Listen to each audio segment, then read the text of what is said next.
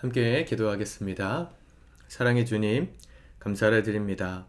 오늘 주님께서 주시는 은혜를 붙들고 이 하루도 시작합니다.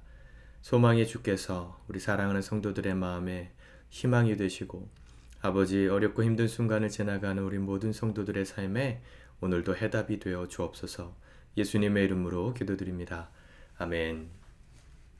우리 찬송가 6장 찬양하시겠습니다.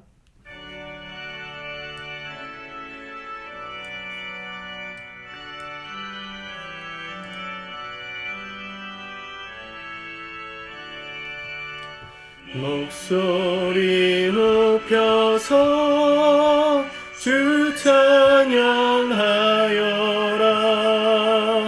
영광과 권세와 존귀와 위엄을 온누리 다스리시는 만왕의 왕께 돌려라.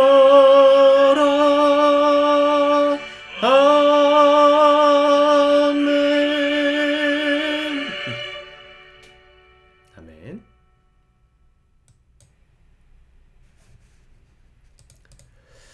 오늘 하나님 말씀은 이사야 51장 말씀입니다. 같이 먼저 읽고 묵상하겠습니다.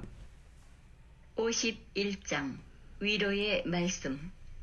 의를 따르며 여호와를 찾아 구하는 너희는 내게 들을지어다. 너희를 떠낸 반석과 너희를 파낸 우묵한 구덩이를 생각하여 보라. 너희의 조상 아브라함과 너희를 낳은 사라를 생각하여 보라. 아브라함이 혼자 있을 때에 내가 그를 부르고 그에게 복을 주어 창성하게 하였느니라. 나 여호와가 시온의 모든 황폐한 곳들을 위로하여 그 사막을 에덴 같게 그 광야를 여호와의 동산 같게 하였나니 그 가운데에 기뻐함과 즐거워함과 감사함과 창화하는 소리가 있으리라. 내 백성이여 내게 주의하라. 내 나라여 내게 귀를 기울이라. 이는 율법이 내게서부터 나갈 것임이라. 내가 내 공의를 만민의 빛으로 세우리라. 내 공의가 가깝고 내 구원이 나갔은즉 내 팔이 만민을 심판하리니 섬들이 나를 앙망하여 내 팔에 의지하리라. 너희는 하늘로 눈을 들며 그 아래의 땅을 살피라. 하늘이 연기같이 사라지고 땅이 옷같이 헤어지며 거기에 사는 자들이 하루살이같이 죽으려니와 나의 구원은 영원히 있고 나의 공의는 패하여지지 아니하리라. 의를 아는 자들아, 마음에 내 율법이 있는 백성들아, 너희는 내게 듣고 그들의 비방을 두려워하지 말라. 그들의 비방에 놀라지 말라. 옷같이 종이 그들을 먹을 것이며 양털같이 좀벌레가 그들을 먹을 것이나 나의 공의는 영원히 있겠고 나의 구원은 세세에 미치리라. 여호와의 팔이여 깨소서 깨소서 능력을 베푸소서. 옛날 이의 시대에 깨신 것 같이 하소서. 라합을 점이시고 용을 찌르신 이가 어찌 주가 아니시며 바다를 넓고 깊은 물을 말리시고 바다 깊은 곳에 길을 내어 구속받은 자들을 건너게 하시니가 어찌 주가 아니시니까. 여호와께 구속받은 자들이 돌아와 노래하며 시온으로 돌아오니 영원한 기쁨이 그들의 머리 위에 있고 슬픔과 탄식이 달아나리이다. 이르시되 너희를 위로하는 자는 나 곧 나이니라. 너는 어떠한 자이기에 죽을 사람을 두려워하며 불같이 될 사람의 아들을 두려워하느냐. 하늘을 펴고 땅의 기초를 정하고 너를 지은 자 여호와를 어찌하여 잊어버렸느냐. 너를 멸하려고 준비하는 저 학대자의 분노를 어찌하여 항상 종일 두려워하느냐. 학대자의 분노가 어디 있느냐.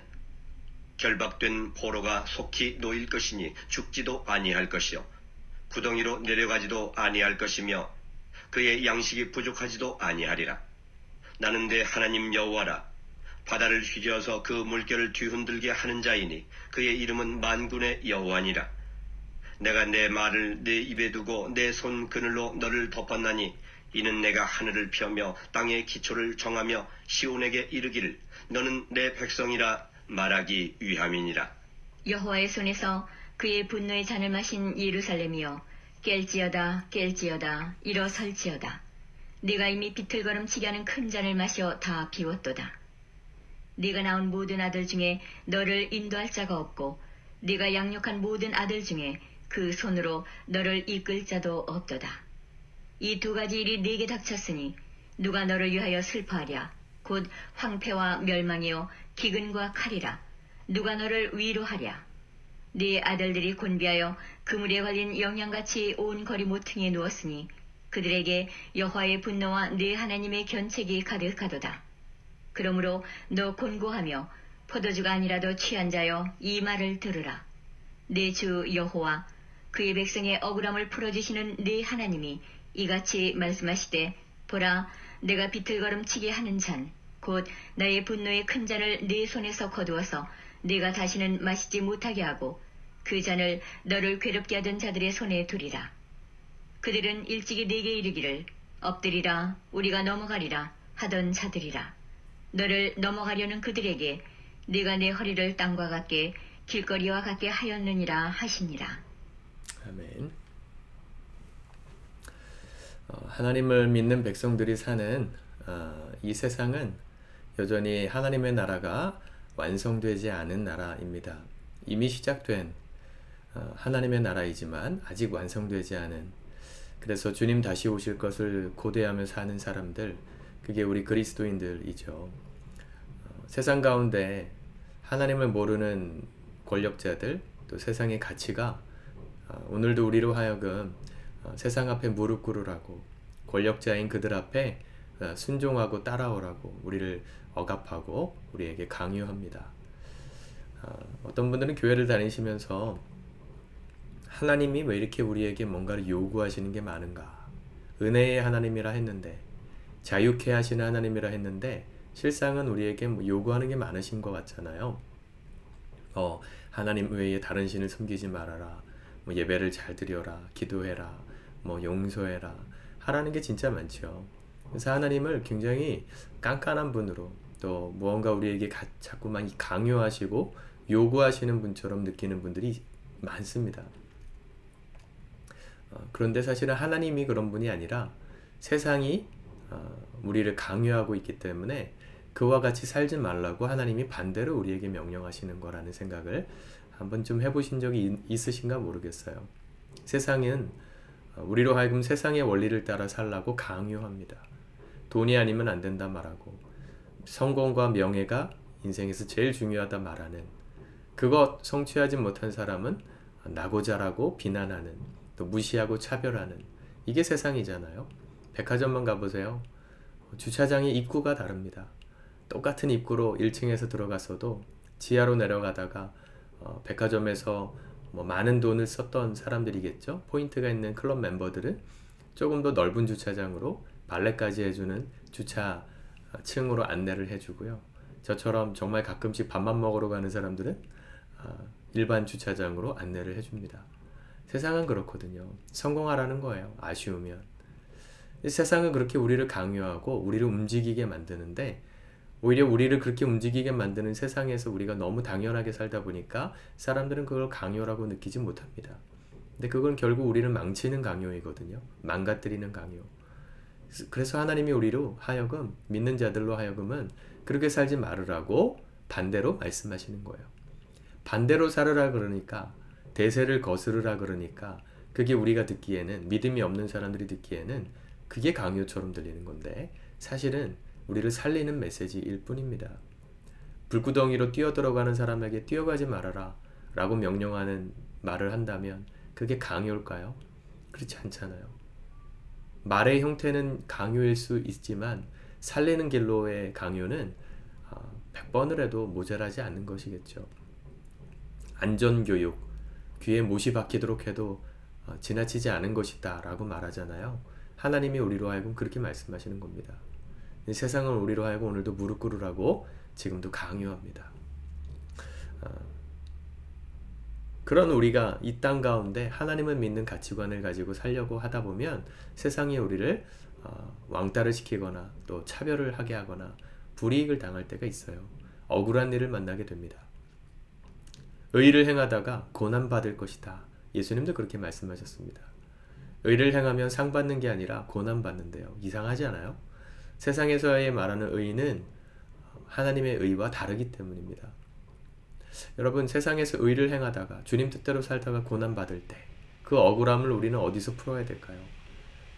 오늘 말씀이 우리에게 답을 주지 않습니까? 22절.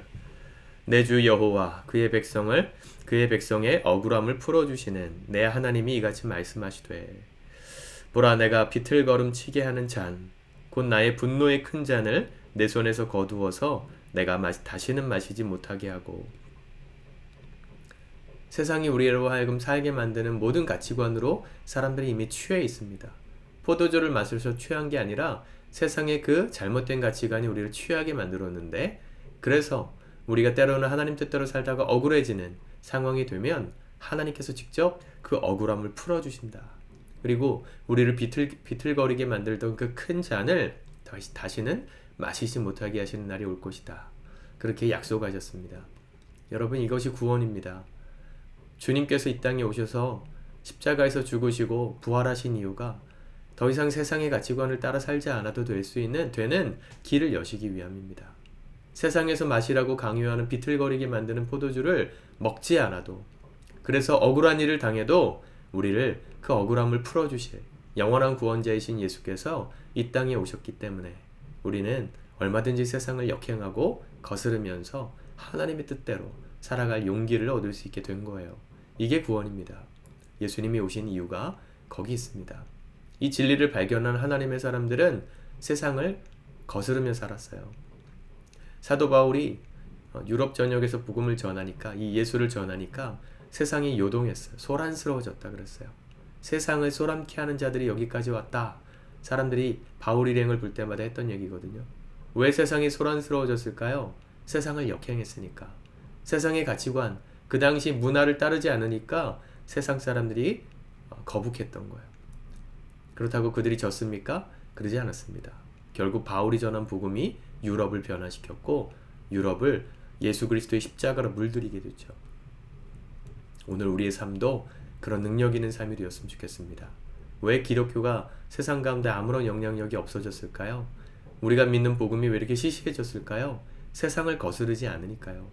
세상에서 오히려 탁월한 자가 되기를 교회 다니는 사람들조차 꿈꾸며 살잖아요. 네, 뭐 세상에서 잘 되지 말란 얘기가 아닙니다. 근데 우리는 그것이 삶의 목표일 수 없어요.